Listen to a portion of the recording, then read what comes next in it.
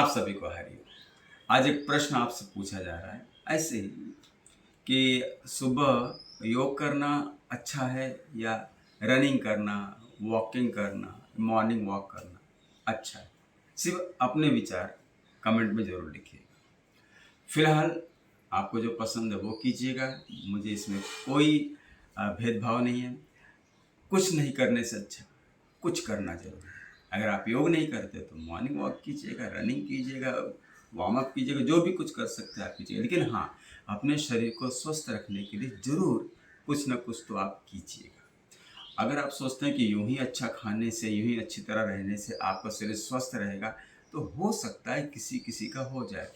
लेकिन बाहरी वातावरण, आज के दूषित विचारों के कारण हमारा मानसिक और शारीरिक आत्मबल कम होता चला जा रहा है। अंदर से शक्ति ही नहीं रहती, उठने पर कोई ताजगी नहीं रहती है। तो ऐसे बहुत सारी समस्याएं धीरे धीरे उम्र के साथ आनी शुरू हो जाती है। अब हम इंतज़ार क्यों करें कि आगे समस्या आए तब उसका निदान ढूंढें, वो समस्या को दूर करने के लिए तरीके ढूंढें।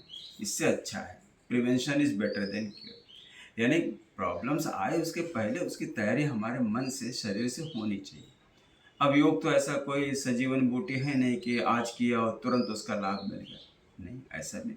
मान लीजिए ठीक है, कुछ दवाइयाँ हैं जो बहुत असर करती हैं, लेकिन उन दवाइयों का भी ऐसी गारंटी नहीं कि साइड इफ़ेक्ट नहीं होंगे।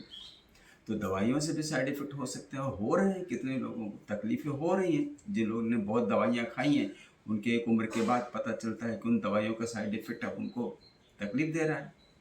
तो हम करें क्या अपने शरीर को स्वस्थ रखने के लिए? ठीक है, अच्छा खाएं, अच्छे वातावरण में रहें, शुद्ध सादगी साफ सफाई रखें, सब करें, ठीक है। लेकिन कुछ न कुछ शरीर को श्रम जरूर दीजिएगा। आज का मनुष्य श्रम करने से बहुत भागता है और इसीलिए या तो जिम लगाते हैं या तो कुछ और करते हैं, अप्स एंड डाउन्स करते हैं, योग करते हैं, स्विमिंग करते हैं, ना जाने क्या क्या तरीके अपनाते हैं। अब क्योंकि मैं एज ए योगा टीचर इस क्षेत्र में पिछले 31 ईयर से हूँ, तो मैं ये बता सकता हूँ कि 31 साल के मेरे अनुभव से कि आप यदि योग करते हैं तो इससे कुछ ज़्यादा ही लाभ होता है। अगर आप रनिंग करते हैं, बाकी चीज़ें करते हैं और योग करते हैं तो इसमें ज़्यादा फर्क हो जाता है। फर्क ये होता है कि योग में आप केवल बाहर से नहीं, अंदर से भी स्वस्थ होते हैं, मानसिक रूप से स्वस्थ होते हैं। शरीर के जितने अवयव हैं, जितने वाइटल ऑर्गन्स हैं, सबकी क्षमता अच्छी रहती है, बनी रहती है, लॉन्ग लास्टिंग रहती है।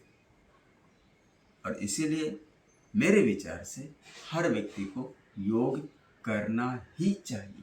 अब बाकी चीज़ें कर रहे प्लस पॉइंट है, लेकिन योग जरूर करना चाहिए। ये मेरा अनुभव है, ये मेरे विचार है और मैं ये करता हूँ।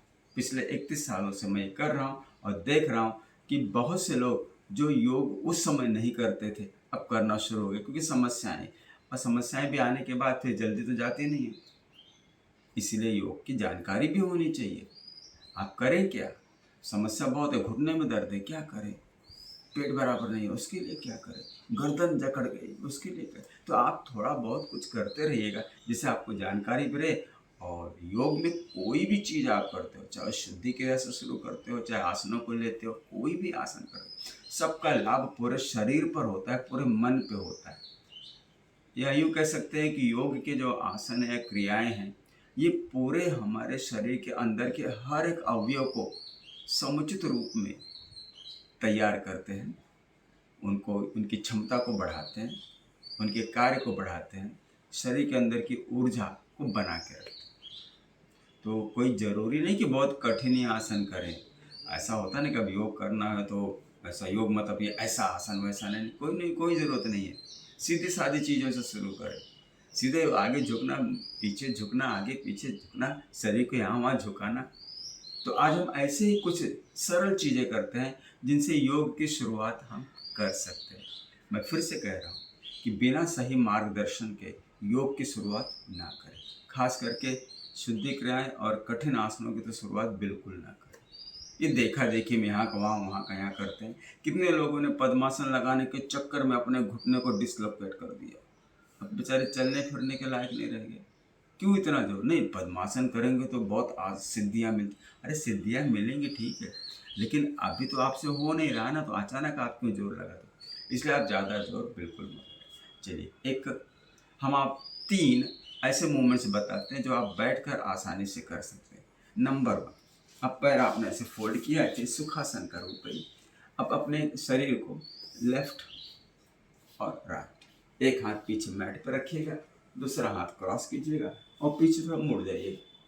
इसमें कमर सीधी रखिएगा और देखिए कितना हल्कापन महसूस होता है जब आप इस तरह करते हैं।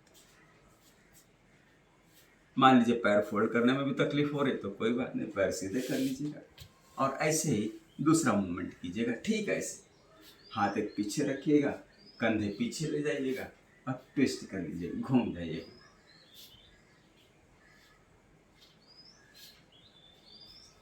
अब ये तो सभी लोग कर सकते हैं कि, लेकिन हाँ ध्यान रखिए बहुत ज़्यादा ना करें कि भैया बहुत अच्छा लग रहा है तो बहुत करें। 2-4 बार इस तरह कर लें, 2-3 सेट में कर लें और आप देखेंगे कि शरीर धीरे धीरे खुलना शुरू हो गया। दूसरा एक करते हैं, पैरों को जितना आपसे होता उतना फैला लीजिएगा। कोई जरूरी नहीं कि बहुत फैलाएं, थोड़ा सा फैला लीजिएगा और दोनों हाथ इस तरह ऊपर के हिस्से को घुमाते रहेंगे।